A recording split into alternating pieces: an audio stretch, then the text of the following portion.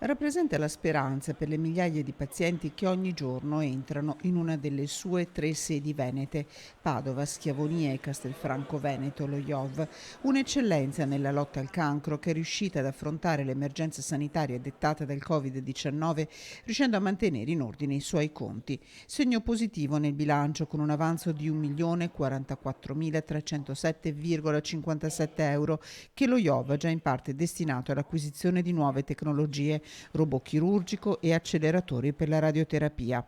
Un segno più che con orgoglio la direzione generale segnala anche sul fronte della ricerca. Il 5 per 1000 dei cittadini e nuovi finanziamenti da parte del Ministero della Salute hanno portato i fondi a superare i 3 milioni e mezzo di euro. In aumento, nonostante tutto, anche i pazienti da fuori Veneto. La voce di costo che ha maggiormente inciso nei 12 mesi, pari al 41% del costo di produzione, è la spesa per i farmaci, che da sola vale 70 milioni di euro.